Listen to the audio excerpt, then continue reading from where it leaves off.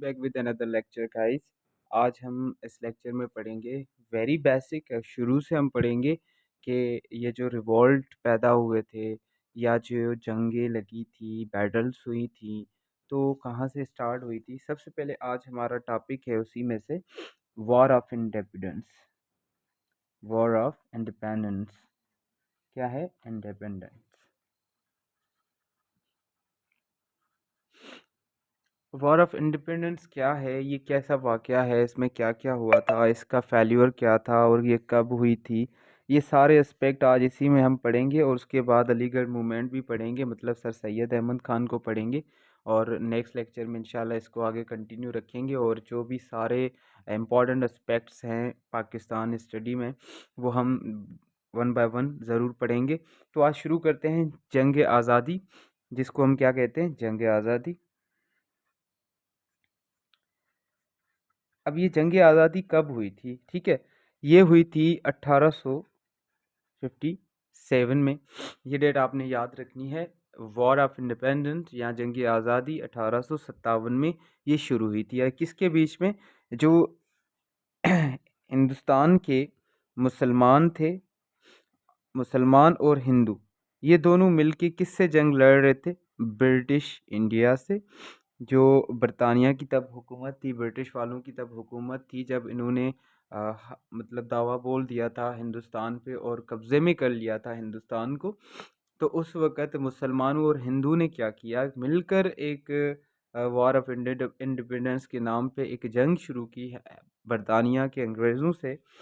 अच्छा, अगर हम अकॉर्डिंग टू मुसलमान और हिंदुओं को देखें तो इसको जंग आज़ादी कहा जाता है। अगर हम ब्रिटिश इंडिया की तरफ से देखें तो इसे रिवॉल्ट बोला जाता है।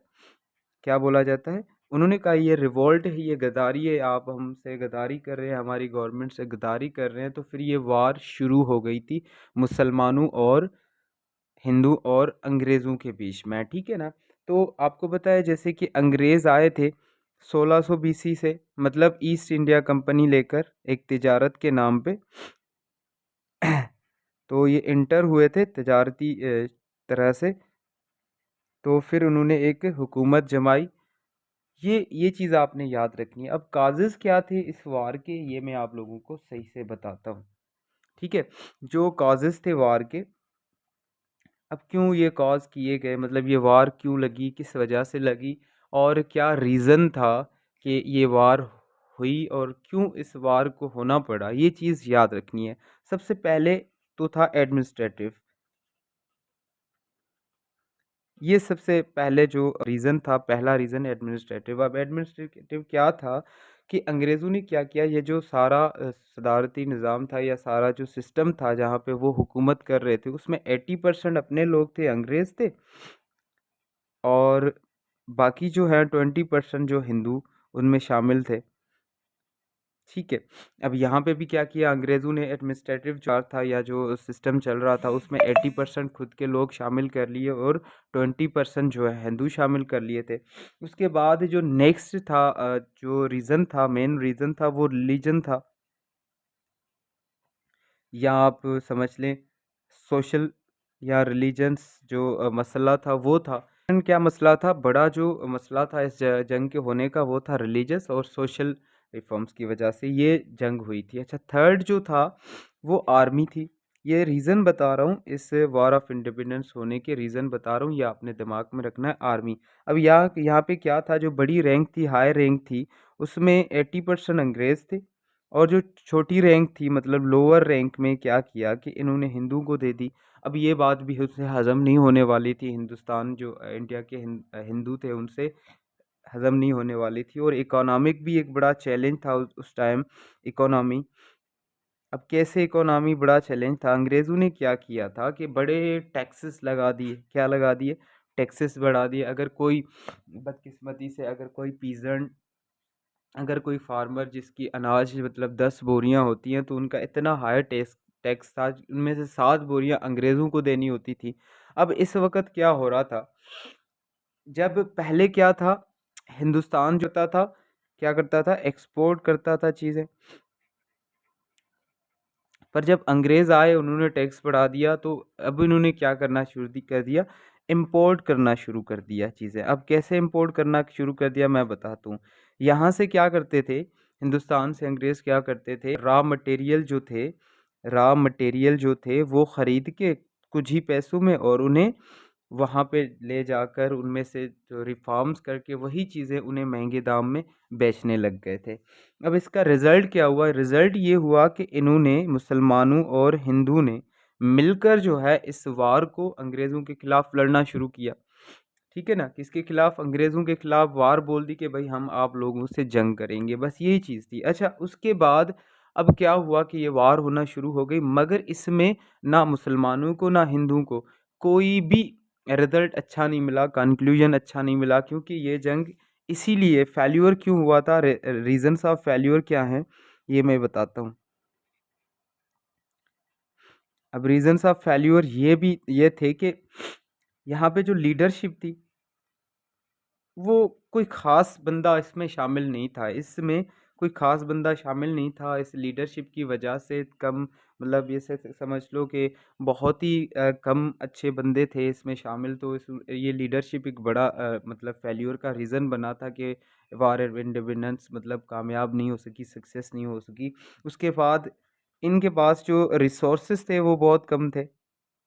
रिसोर्सेज़ बिल्कुल नहीं थे, क्योंकि आप पहले ही अंग्रेज़ों की हुकूमत में रह रहे हैं, तो वहाँ पे रिसोर्सेज़ बनाना बहुत मुश्किल था, वहाँ पे रिसोर्सेज़ बिल्कुल नहीं थी, और थर्ड तो ये था इनके पास स्ट्रैटेजी नहीं थी कि जंग कैसे लड़ी जाए, तो ये सारे रीज़न बने थे।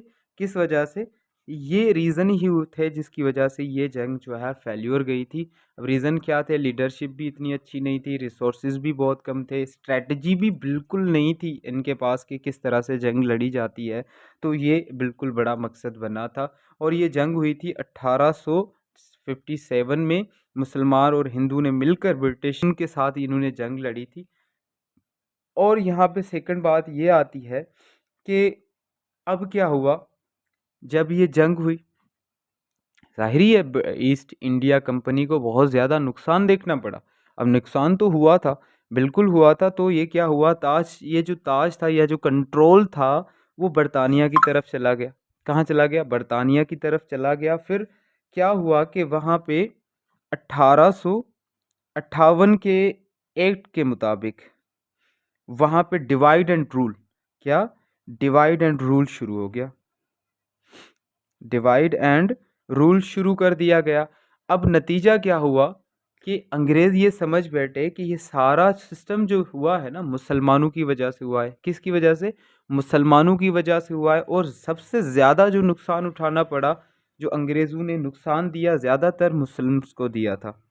किसको? मुस्लिम्स को दिया। अब ये सारे दुश्मन बन गए कि भाई ये सब चीज़ें मुसलमानों ने की है, तो इसकी बना पर मतलब वो मुसलमानों के बहुत ज़्यादा दुश्मन बन गए थे। अब बात आती है, तो उसके बाद जो सर सैयद अहमद ख़ान थे, उन्होंने क्या मतलब सर्विसेज़ सरअंजाम दी सर सैयद अहमद ख़ान ने, वो भी हम पढ़ेंगे इसी लेक्चर में, ताकि हमने ये सारी चीज़ें कवर करनी है, और शॉर्ट में बताता जा रहा हूँ इसलिए ताकि आप लोगों की जल्दी से जल्दी तैयारी हो सके। और सर सैयद अहमद ख़ान की ये जो सर्विसेज थी, इन्हें हम अलीगढ़ मूवमेंट से भी जानते हैं। ठीक है, आपने ये याद रखनी है, अलीगढ़ मूवमेंट के नाम से भी हम इसे जानते लूँ। ये 17 अक्टूबर 1817 में पैदा हुए थे दिल्ली में। ठीक है, और इनकी जो डेथ हुई थी वो हुई थी 27 मार्च 1898 में। 27 मार्च 1898 में इनकी डेथ हुई थी। अच्छा, अब अलीगढ़ मूवमेंट या सर सैयद अहमद ख़ान ने क्या करना शुरू कर दिया? अब सर सैयद अहमद ख़ान वहाँ पे जो है ब्रिटिश के रूल के मुताबिक वहाँ पे काम कर रहे थे, अपनी सर्विसेज का सरअंजाम दे रहे थे। अब उन्होंने क्या किया कि मुसलमानों और अंग्रेज़ों के बीच ये जो जंग छिड़ चुकी है, या अंग्रेज़ जो रीज़नेबल समझते हैं कि मुसलमानों ने ये सारा काम किया है, तो अंग्रेज़ ज़्यादा दुश्मन हो गए थे। अब सर सैयद अहमद ख़ान को बस यही दिखाई दे रहा था कि अब हमने क्या करना है, वेस्ट जो इंडिया है उसकी तरफ एजुकेशन लानी है, और एजुकेशन ही एक हल है जिसकी वजह से जो है ये मसला हल हो सकता है। अब थोड़े एस्पेक्ट पढ़ेंगे अलीगढ़ मूवमेंट के, कि जो सर सैयद अहमद खान है उन्होंने कौन सी सर्विसेज सरअंजाम दी। सबसे पहले हम अगर उनकी एजुकेशनल सर्विस की तरफ चलें तो उन्होंने क्या किया। सबसे मुरादाबाद स्कूल, पहले सबसे पहले मुरादाबाद स्कूल कायम किया। क्या किया? मुरादाबाद स्कूल कायम किया। कब कायम किया? 1859 में ये कायम किया। उसके बाद जो ये दूसरा इसने काम किया वो गाजीपुर स्कूल कायम किया। कब कायम किया? ये 1863 में कायम किया। उसके बाद इन्होंने साइंटिफिक सोसाइटी भी बनाई। साइंटिफिक सोसाइटी का जो इन्होंने स्कूल बनाया ताकि अंग्रेज़ों के हिसाब से ये साइंस भी हो और इंग्लिश भी सीख सके। अब ये इनका मतलब ही यही था कि इंग्लिश की तालीम दी जाए ताकि वो क्राइटेरिया से मैच हो, अंग्रेज़ों के साथ उनकी बातचीत हो सके और वो आराम से ये मसले हल हो सकें और अंग्रेज़ इनको समझ सकें। तो उन्होंने साइंटिफिक सोसाइटी भी डेवलप की और उसके बाद इन्होंने मोहम्मदन एकेडमी भी कायम की। और वो आगे चल के वो स्कूल जो था वो इन्होंने 1875 में, और उसके बाद ये एक कॉलेज की शेप भी ले गया 1877 में। उसके बाद इन्होंने मुस्लिम एजुकेशन कॉन्फ्रेंस भी रखी थी 1886 में। अब ये काम कर रहे थे कि मुसलमानों को एजुकेशन मिल जाए और जब एजुकेशन आ जाएगी, इंग्लिश सीख जाएंगे तो ये मसले हल हो सकते हैं। अब मसले ये हल होने वाले तभी थे जब वेस्ट इंडिया के जो लोग थे उन्हें तालीम दी जाए, और उन्होंने ये सारे स्कूल का सेटअप रखा ताकि उनको एजुकेशन दी जाए। उसके बाद अगर हम सोशल और रिलीजियस जो उन्होंने काम किए, अब ये सारे कॉन्सिक्वेंसेस हैं। मतलब जब ये वॉर ऑफ इंडिपेंडेंस स्टार्ट हुई उसके बाद सर सैयद अहमद खान ने एक्टिवली काम किया कि अब हम क्या करें कि इसको ख़त्म कर दिया जाए। जो मुसलमान और अंग्रेज़ों के बीच ये जंग छिड़ चुकी है, इनके बीच में जो है मुआहदा करवाया जाए, किस तरह से ये जंग ख़त्म की जाए। तो ये एजुकेशन के लिए उन्होंने थोड़े स्कूल खोले ताकि वहाँ पे जो वेस्ट इंडिया के मुस्लिम थे उनको तालीम मिल सके, वो अंग्रेज़ी सीख सकें और फिर अंग्रेज़ों से बातचीत हो सके। इसके लिए उन्होंने सोशल और रिलीजियस रिफॉर्म्स भी लाए। उनकी कुछ खिदमात यहाँ भी हैं, रिलीजियस भी हैं। कौन कौन सी हैं देखें। खुतबात अहमदिया, अब उन्होंने खुतबात अहमदिया का दिया जो कि 1869 में दिया। अब इन्होंने क्या किया, जब ये अपने बेटे के साथ, ठीक है, मैं अपने बेटे महमूद के साथ लंदन गए तो वहाँ पे देखा एक अंग्रेज़ ने आप सल्लल्लाहु अलैहि वसल्लम की बिलासफ़हमी की थी। मतलब उनके बारे में बहुत कुछ गलत कहा था। तो उसके बरअक्स इन्होंने खुतबात अहमदिया दिया जिसमें तफसीर और कुरान के बारे में बताई गई स्पीचेस थी, या जो मज़ामीन थे कि भाई ऐसा कुछ नहीं, आप सल्लल्लाहु अलैहि वसल्लम बहुत बड़ी पर्सनालिटी थे और इस्लाम के बहुत मतलब माने जाने शख्स थे, और आप सल्लल्लाहु अलैहि वसल्लम अल्लाह ताला के आखिरी नबी थे। ये चीज़ें उन्होंने बयान की। उसके बाद जो इनका दूसरा खिदमात थी वो थी ताबईन कलाम। क्या? ताबईन कलाम। ताइबन भी कलाम, ये जो इन्होंने लिखा था ये बाइबल पे एक थ्योरी लिखी थी, बाइबल के हवाले से एक तफसीर लिखी थी कि भाई ये चीज़ें हैं। और उसके बाद इन्होंने तहज़्ज़ुबुल अखलाक भी, तहज़्ज़ुबुल अखलाक क्यों ये किताब लिखी, क्योंकि मुसलमानों को अखलाक सिखाया जाए, मुसलमानों में तरतीब लाई जाए। और उसके बाद इन्होंने अंजुमन उर्दू भी बुक लिखी जिसमें से उर्दू को आगे बढ़ाया दिया गया। तो ये बहुत सारे काम थे जो सर सैयद अहमद ख़ान ने किए थे, मतलब से जाने जाते हैं सारे काम कि ये अलीगढ़ मूवमेंट में ये सारी चीज़ें हुई थी। अच्छा, उसके बाद सबसे बड़ी बात ये है कि सर सैयद अहमद ख़ान ये चाहते थे कि भाई जो मुसलमान हैं और अंग्रेज़ हैं उनके बीच में ये झगड़ा ख़त्म हो जाए और ये मसला हो रहा है ये ख़त्म कर दिया जाए। और ये सर सैयद अहमद ख़ान कर रहे थे, जिसे हम अलीगढ़ मूवमेंट भी कहते हैं। जो ये सारी मूवमेंट थी और उन्होंने बहुत सारे ऐसे किताब भी लिखे, इंग्लिश में भी लिखे कि भाई ये जो इंड ऑल इंडिया या समझ लें ब्रिटानिया के बीच में जो मसला चल रहा है या ये वार ऑफ इंडिपेंडेंस हुई थी, इसका सिर्फ ये नहीं कि मुसलमान इसकी जड़ हैं, पर अंग्रेज़ ये ब्रिटिश खुद भी इसकी जड़ है, ये भी इन्होंने लिखा ताकि उनको पता चल जाए। अब इन्होंने एक मान और जो मुस्लिम थे ब्रिटिश उनके बीच में कंप्रोमाइज़ हो जाए और उसके साथ-साथ इन्होंने काज़ ऑफ इंडियन रिवोल्ट लिखा। ये मज़ामीन लिखे या मज़मून लिखे, काज़ ऑफ इंडियन रिवोल्ट।